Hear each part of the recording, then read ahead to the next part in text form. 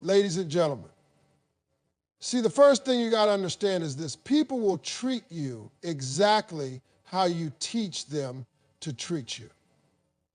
If you walk into the world unsure of who you are, what you bring to the table, and what your standards are, then the world is going to offer you the bare minimum. It's not because you ain't got value, it's because you haven't stood in it yet. You got to know your worth so clearly that nobody else can bargain you down. Let me put it like this. If you walk into a Bentley dealership and ask for a discount, they're going to smile at you, maybe offer you a bottle of water. But they ain't lowering their price. Why? Because they know what that Bentley is. They know what it took to make it, how it's crafted, what it represents. That car don't need to beg to be bought. People save up, people dream about it, people work hard just to sit in it. That's what knowing your worth looks like. But too many of y'all are walking around like you're some used vehicle on the clearance lot. You've been through things, sure. You've got a few scratches, maybe some heartbreak dents here and there. But baby, you're still a masterpiece. You're still handcrafted by life, sculpted by experience and loaded with features no one else has. But if you don't know it, they sure won't. Life will underpay you, underlove you, and underestimate you if you don't start valuing yourself. Knowing your worth starts with accepting that your value does not come from people's approval. It doesn't come from how many followers you got, how many texts you get back, how many compliments come your way. All that's extra. Your worth is already set. It's already in you. You were born with greatness, purpose, and potential hardwired into your DNA. Ain't nobody else like you. And that right there makes you priceless. The problem is we've been taught to shrink. We've been told, don't be too much, don't be too confident, don't intimidate people. Well, let me tell you something. Being humble does not mean being invisible. Being kind does not mean being a doormat. And being strong does not mean carrying everyone else while neglecting yourself. Knowing your worth means having the courage to take up space in this world. Loudly, proudly, without apology. Let's talk relationships for a second. If someone can't see your value, it's not your job to convince them. If you keep lowering your standards just to keep someone around, you're not loving them. You're betraying yourself. And every time you do that, every time you settle, you're sending the message that you're okay being an option. You're okay being taken for granted. And I know you ain't okay with that, not really, because deep down you want something real. You want something that honors your soul. And you deserve that, but only if you believe you do. The same goes for your work, your dreams, your goals. Stop underpricing your gifts. You think your ideas don't matter? That talent of yours, writing, speaking, designing, leading, it ain't average. You keep saying, well, I'm not the best, or I'm still learning. Yeah, so what? Even diamonds start rough, but guess what? They're still diamonds, and they're still valuable while they're being refined. Don't wait until you're perfect to believe in your worth. Believe in it now, while you're still building, still healing, still growing. Now, let me tell you what happens when you do start knowing your worth. Things start to shift. People notice. Some will respect it, others will test it, and a few might walk away, but that's okay. Let them. Not everyone deserves access to you. Not everyone can handle the shine that comes with knowing who you are. You're not here to be liked by everyone. You're here to be real, to be whole, to be true to yourself. When you walk in a room and know your worth, your energy changes, your posture changes, your standards change. You no longer tolerate disrespect disguised as jokes. You no longer chase people who are running from themselves. You no longer accept less because you know what you bring. You know what you offer. And if someone can't match it, That's not rejection. That's protection. That's God's way of clearing space for what's truly meant for you. So no, knowing your worth doesn't make you arrogant. It makes you aware. It means you've looked at your past, seen all the times you were overlooked, underestimated, or mishandled, and decided that stops today. You've cried your tears, paid your dues, learned your lessons. Now it's time to walk in your power. Not tomorrow, not someday, today. Because once you know your worth, everything changes. You don't beg, you don't chase, you don't convince, you attract, you inspire, you choose.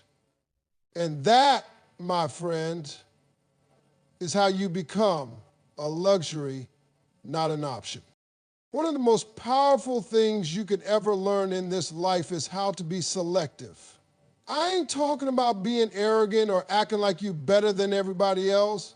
No, I'm talking about having standards.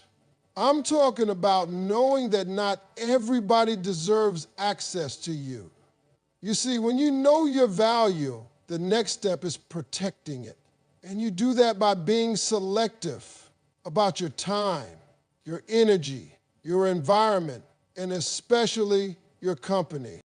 Everybody can't go where you're going. Let me say that again for the people in the back. Everybody can't go where you're going. Some folks were only meant to be in your life for a season, not a lifetime.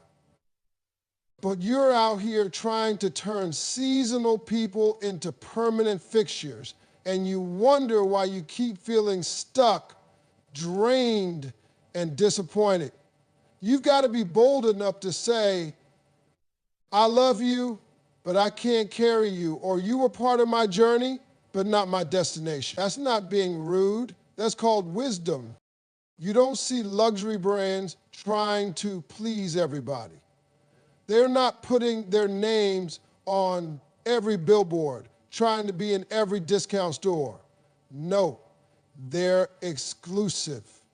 You got to go out of your way to find them. They don't beg for attention. They command it. And that's what you need to be like. Stop putting yourself on every shelf just to feel seen. If people want access to you, they should have to earn it. Start by being selective with your time. Time is your most valuable currency. You can get money back, you can get opportunities back, but once you spend time, it's gone. So why are you giving your time to folks who don't appreciate it, situations that don't serve you, or conversations that lead nowhere? Every hour you waste on something meaningless is an hour you could have spent building your dream, resting your soul, or investing in something real. Be selective about where your minutes go because they add up to your life. Next, be selective with your energy. Energy is contagious. You ever been around somebody so negative, so draining, that you left the room more tired than when you walked in? That's not a coincidence. That's an energy leak. You're giving too much of your light to people who live in darkness and have no intention of changing. Now, I'm not saying abandon people when they're struggling, but there's a difference between helping someone rise and letting them pull you down. Protect your peace like it's your passport, because it is. It's your access to joy, clarity, and direction. Let's talk about your circle. If the people around you don't challenge you, support you, or grow with you, then what are they really doing? Are they feeding your spirit or feeding off it? You got to ask that. You can't be afraid to outgrow people who don't grow. Just because you've known someone for years doesn't mean they're meant to stay. Loyalty to your future must be stronger than loyalty to your past. And here's the thing. When you start elevating, some people will call you fake or say you've changed. That's fine. Let them talk. Elevation requires separation. That's not being selective to be petty. That's being selective to protect your purpose. Don't forget to be selective with your thoughts too. What you allow in your mind creates your reality. You can't afford to let doubt, fear and comparison set up shop in your head. You need to curate your thoughts the way a luxury designer curates a collection, carefully, intentionally, with purpose. Stop rehearsing past failures. Stop playing small in your own imagination. Start speaking to yourself with the same power you give everyone else. Be your biggest encourager, your loudest cheerleader, your most loyal advocate. Because if you don't believe in you, who will? Now, hear me when I say this. Being selective is not about thinking you're better than others. It's about knowing what's better for you. You've spent too much of your life being everything to everybody, stretching yourself thin, giving out pieces of yourself just to keep people comfortable. But the truth is, you're not for everybody, and that's okay. You aren't made to fit into every mold. You are made to stand out, to shine, to be a force. And that kind of power, it needs boundaries. You've got dreams that require focus. You've got a future that needs protecting. You've got a calling that can't be delayed any longer. So yes, be kind, be compassionate, but also be selective. Say no without guilt. Walk away without apology. Decline invitations that don't align with your purpose. Not every party needs your presence. Not every opinion deserves your attention. Not every opportunity is meant for you. When you start honoring your worth,